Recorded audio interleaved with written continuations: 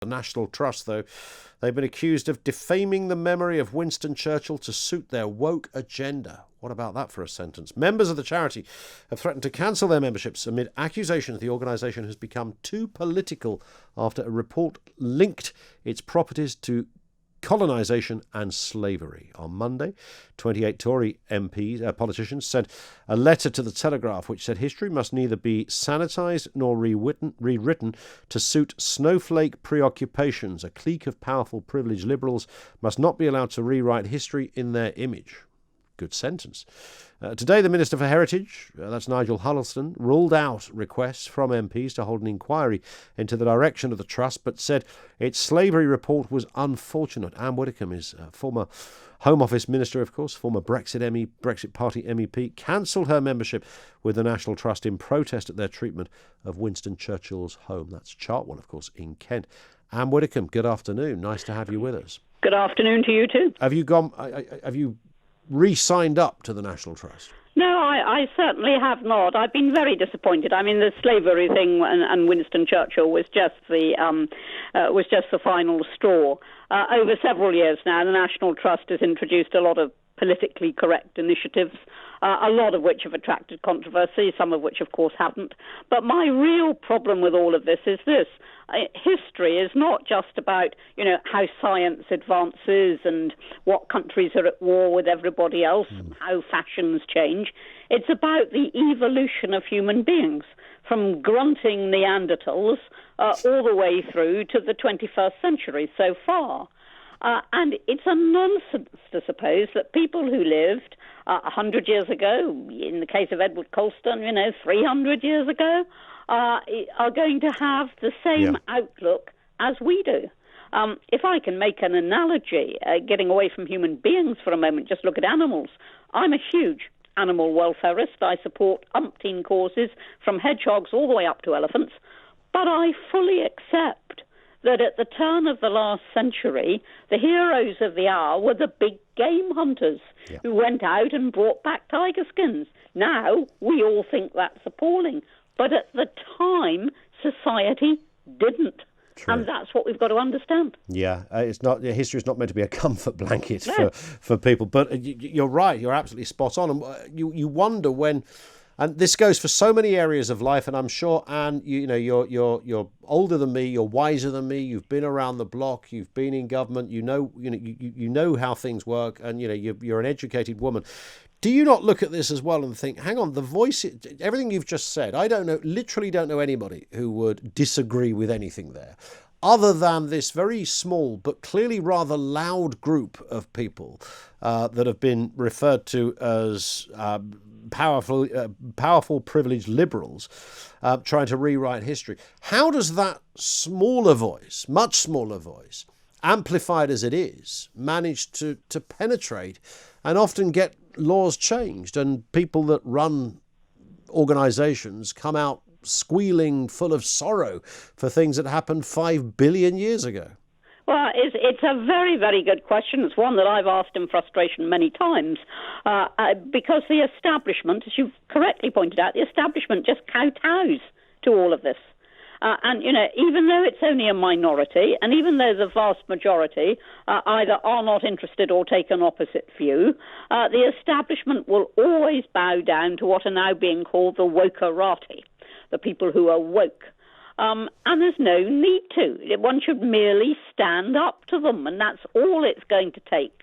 And last year, for example, when no platforming was all the rage at universities. That's the procedure whereby you don't have anybody who's got a controversial opinion.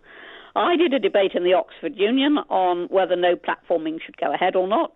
Naturally, I said that it should never take place. Yeah. And I was expecting to lose that motion, instead of which our side won by hundreds, literally, and got a standing ovation. Those young people do appreciate freedom. Now, if they can, why can't others? Yeah. What's happened to the view that we once held, which was that however strongly you disagree with somebody, nevertheless you defend their right to express that view. Of course. I thought you were going to tell me you were no platform from a no platforming debate. No, I that wasn't. That would have been extraordinary. Naz Shah, the Labour MP, Yep. refused to take part in the debate. She was scheduled to attend, refused to take part. Why? Because one of the people on our side was Katie Hopkins, and Naz Shah said no, she wouldn't share a platform with her. Now, I'll share a debating platform with anybody.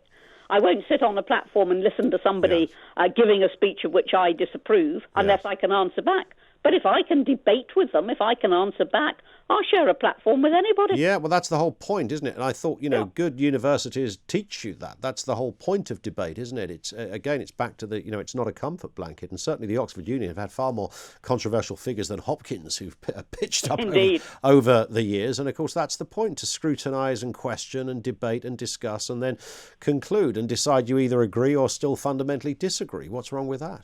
Nothing's wrong with that. And the way that you counter something, something horrible like, say, Holocaust denial, the way you counter that is to hear it and destroy it. Yeah. Not to push it underground where it can, of course, flourish. What do you think is going to happen back to the National Trust, Ann Widdecombe? I mean, in terms of, we're hearing a lot of, this was linked to slavery, or that statue might well have, and I understand that. I mean, to many people it is a little odd that there's a statue standing there in the middle of, a square in Bristol, almost as a tribute to a slave owner without any perhaps some more necessary information around it. But we're not talking about anything as blatant as that. We're just talking about homes that existed and the fact that somebody who once lived in it may or may not have had a connection somewhere. Well, and a very, very faint connection at that. But, for example, they accused Churchill of colonialism. Well, of course, because he lived in an age when Britons had colonies. I grew up in that age when we still had colonies. My stamp album said British Dominions. Yeah. We accepted that at the time. We don't now, but you can't rewrite things and expect that people who lived at a certain time will have our views. You just quoted Edward Colston in Bristol, but God bless us, when that man was alive, we still had hanging, drawing and quartering. Yeah. Now, if we didn't see anything wrong with that, why on earth were we going to have the empathy to see something wrong with slavery at that time? Indeed, on that point, Ann Widdecombe, thank you. Straight to the point. That's the former Brexit Party MEP, former Conservative Home Office Minister, and former Strictly contestant as well, Ann Widdecombe. She's always lively, Ann. You always get a tell it like it is moment, even if you fundamentally disagree with her. I've known her for years, and she just turns it out every time. And I genuinely cannot argue against. I don't want to, but in terms of sort of the devil's advocate element of things in debates such as this, it's very hard when she cited, who were once heroes. People who went off shooting tigers would come back and go, look, we've got 500 tigers in a boat. Look at this. And people would applaud them and celebrate. These are amazing people. Look what they've done. They brought back all these tiger skins. And that's just an obvious small example of these things. You can't change any of that.